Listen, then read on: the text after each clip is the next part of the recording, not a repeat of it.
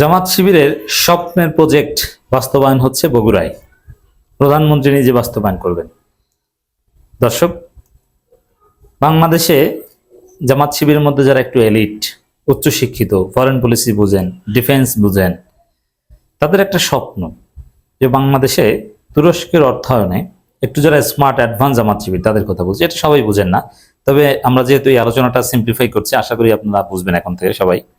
জামাত শিবিরের একটা স্বপ্ন হচ্ছে তুরস্কের অর্থায়নে বাংলাদেশে সামরিক ড্রোন কারখানা নির্মিত হবে।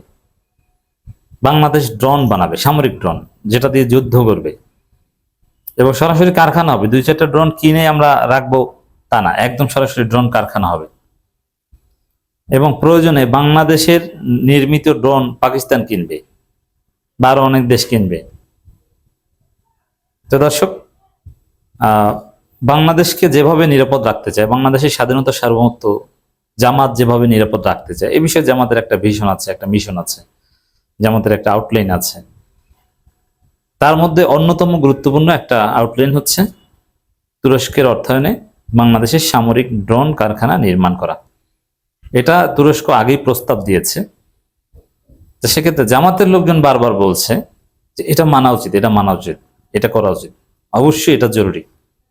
হ্যাঁ, এটা হচ্ছে। এই জন্যে দেখেন, এখানে বিএনপির যারা বদ্ধ মহল, তাদের বাংলাদেশকে ডিফেন্ড করা বা বাংলাদেশের ডিফেন্স পলিসি কিংবা ফরেন পলিসি, এভাবে তাদের কোনো ভিশন ছিল না যে তুরস্কের অর্থায়নে বাংলাদেশে ড্রোন কারখানা নির্মাণ করতে হবে। না, এরকম কোনো স্বপ্ন তারা দেখতো না। বরং তারা তুরস্কের গোয়েন্দা সংস্থাকে নিয়ে জামাতকে জড়িয়ে নানান অপপ্রচার চালাতো যে এরা তারেক রহমানকে হত্যা করতে চায়। অতএব বাংলাদেশে তুরস্কের অর্থায়নে সামরিক ড্রোন কারখানা নির্মাণ করা, এটাকে বিএনপির স্বপ্ন বলার কোনো সুযোগ নেই। বিএনপি এখন করছে পরিস্থিতির শিকার হয়ে বা বাস্তবতা নিরিখে, বাট এটা তাদের কোনো স্বপ্ন ছিল না, তাদের কোনো ভিশন ছিল না এটা নিয়ে। কিন্তু সরাসরি জামাত ইসলামের ভিশন ছিল এটা নিয়ে এবং তাদের এটা একটা স্বপ্নের প্রজেক্ট। হ্যাঁ, খবর, তুরস্কের যৌথ উদ্যোগে বগুড়ায় নির্মাণ হচ্ছে ড্রোন কারখানা। মজা না?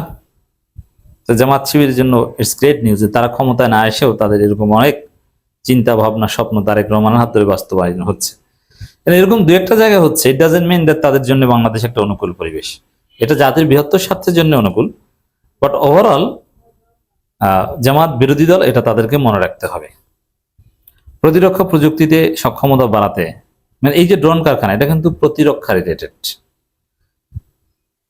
সক্ষমতা বাড়াতে এই ড্রোন কারখানা নির্মাণ করা হচ্ছে, এটা স্থানীয় সরকার প্রতিমন্ত্রী মীর শাহ আলম এটা জানিয়েছেন। তো মীর শাহ আলমকে নিয়ে কিন্তু একটা চমৎকার রাজনীতি হচ্ছে। দেখেন, শাহ আলম এটার সাথে জড়িত, তুরস্ক অর্থায়নে ড্রোন কারখানা নির্মাণ করা। শাহ আলম বাংলাদেশের সম্রাট ছিলেন, তাকে নিয়ে বিতর্ক আছে, আমরা তীব্র সমালোচনা করেছি। আর দি সেম টাইম এটা মনে রাখতে হবে, এখানে শাহ আলমকে দুধের ধোয়া আমি বলছি না। তিনি যেভাবে সেই মুঘল সম্রাটদের মতো সবকিছু তার পরিবারের নামে করা শুরু করেছিলেন, এটা নিঃসন্দেহে নিন্দনীয়। জামাত ইসলামী সর্বপ্রথম সংসদের প্রতিবাদ করেছে এবং তারপরে এটার একটা বিহিত হয়েছে। কিন্তু তারপরও যে আমরা শাহ আলমের ত্রুটি বিচ্যুতি বা দুর্বলতা এগুলো আমরা ধরে নিলাম, মেনে নিলাম, এগুলো আছে, এগুলো সমালোচনা চলবে। কিন্তু একটা সিম্পল থিওরি বাংলাদেশের রাজনীতি, দর্শক আপনারা মনে রাখবেন যে প্রথম আলো যদি কারো বিরুদ্ধে লাগে, বুঝবেন যে ওই লোকের কিছু ভালো গুণ আছে। কোন লোকের মধ্যে খাস সাতান দেশপ্রেম না থাকলে, ভারতের আধিপত্যবাদ বিরোধিতা না থাকলে, তার বিরুদ্ধে প্রথম আলো সিরিয়াসলি নামে না। যেমন দেশে হুজুরদের দিয়ে এই উদাহরণটা বোঝেন, দেশে কত ধরনের শরীয়ত বিরোধী কাজ হয়, ইসলামী তাহজিব তমদ্দুন আকীদা বিরোধী কাজ হয়, রাষ্ট্র এবং সরকার কত উল্টোপাল্টা কাজ করে। দেখবেন যে চরমোনাই হেফাজত কোনো কিছু বলে না, চুপ। মির্জা ফখরুল কি ভয়ঙ্কর কথা বললেন শরিয়া আইনের বিরুদ্ধে 2 দিন আগেও, জামাতকে পেঁচিয়ে, কিন্তু হেফাজত চুপ, চরমোনাই চুপ, কিছু বলবে না। এর মানে অন্যায় করলেই যে তার বিরুদ্ধে প্রতিবাদ হয় তা না, এটা সিলেক্টিভ। যেখানে রাজনৈতিক স্বার্থ আছে প্রতিবাদ করা, সেখানে প্রতিবাদ করে। জামাতের কেউ একটু এদিক ওদিক বলুক, সবাই মিলে ঝাঁপিয়ে পড়বে, কারণ এটা পলিটিক্যাল, এটা আসলে ধর্মীয় নয়। জাস্ট ধর্ম কার্ড এখানে খেলা হয়, বা ধর্ম একটা আবরণ। ঠিক তদ্রুপ দুর্নীতি, অব্যবস্থাপনা, স্বজনপ্রীতি, এটা অনেকেই করে, কিন্তু অনেকেরটা দেখেও প্রথম আলো ডেইলি স্টার না দেখার ভান করে যে এটা আর কি, ওটা ঠিক হয়ে যাবে, এটা সিম্পল একটা বিষয়, এটা পত্রিকায় আসার যোগ্য না, এটা অন্যভাবে দেখা যাবে। কিন্তু কিছু কিছু আছে যে জাস্ট পান থেকে চুন করবে, ওটা কোনো দুর্নীতির মধ্যে পড়ে না, ওইটাকে নিয়ে প্রথম আলো এমন নাড়াচাড়া করবে তার জীবন তামাতামা করে দেবে। এর মানে তাদের আচার আচরণ হচ্ছে সিলেক্টিভ। এখন কাকে ধরে কার জীবন তামাতামা করবে? যে ভারতের আধিপত্যবাদের বিরুদ্ধে সোচ্চার তাকে। যেমন ব্যারিস্টার আসাদুজ্জামান ফুয়াদ ভারতের আধিপত্যবাদের বিরুদ্ধে এক সৈনিক। আসাদুজ্জামান ফুয়াদ ভুল না বললেও সেটাকে ভুল বানিয়ে প্রথম আলো প্রচার করবে, কারণ তিনি ভারতের আধিপত্যবাদের বিরুদ্ধে সোচ্চার। ব্যারিস্টার শাহরিয়ার কবির ভারতের আধিপত্যবাদের বিরুদ্ধে একদম সিরিয়াসলি সোচ্চার, তিনি ভুল না করলেও প্রথম আলো সেটাকে ভুল হিসেবে দেখানোর চেষ্টা করবে। এই জন্য যারাই ভারতের আধিপত্যবাদের বিরুদ্ধে, তাদেরকে দেখবেন যে প্রথম আলো তাদের পিছনে স্পেশালি লাগছে। তো মীর শাহ আলমের বিরুদ্ধে প্রথম আলো স্পেশালি লেগেছে, কারণ মীর শাহ আলমের মধ্যে কিছু ভালো গুণাবলী আছে। তার মধ্যে একটা হচ্ছে তিনি ভারতের আধিপত্যবাদের বিরুদ্ধে মোটামুটি সোচ্চার। তিনি এই প্রজন্মের রাজনীতিবিদ, তিনি ছাত্র রাজনীতি করেছেন এবং জিয়াউর রহমান, খালেদা জিয়া, বিশেষ করে খালেদা জিয়াউর রহমানের অত কিছু তিনি এরকম দেখেন নাই। খালেদা জিয়ার ভারতের আধিপত্যবাদের রাজনীতি তিনি স্বচক্ষে দেখেছেন, এই জন্য তার মধ্যে ভারতের আধিপত্যবাদের চেতনা আছে। এবং এই যে তুরস্ক, পাকিস্তান, চীন বলয়ের প্রতি তার একটা সমর্থন আছে। তিনি এই গ্রুপের নেতা, তিনি ভারতপন্থী আমির খসরু গ্রুপের নেতা না।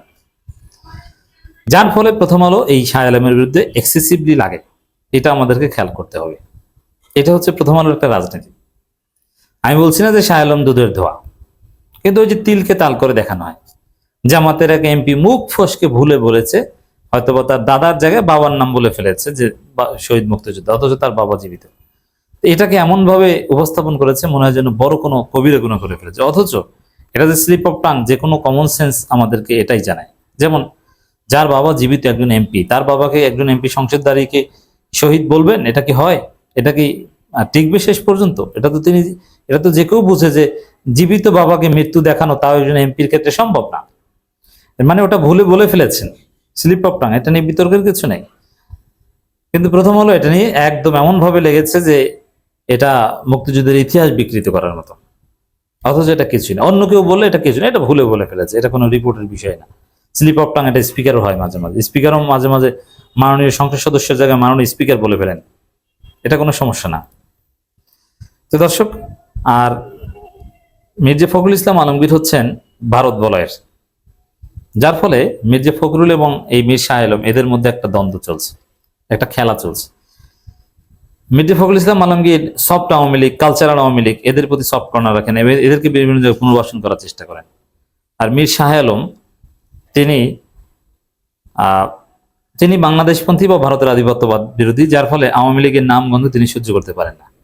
এ কারণে শাহ আলম এবং মির্জা ফখরুলের বিরুদ্ধে দ্বন্দ্ব আছে। দুইজনে স্থানীয় সরকার মন্ত্রণালয়, একজন মন্ত্রী একজন প্রতিমন্ত্রী, কিন্তু দুইজনের মধ্যে দ্বন্দ্ব আছে। অবশ্য তারেক রহমানের বেশি ঘনিষ্ঠ মীর শাহ আলম, এই জন্য বলছি খেলা চলছে।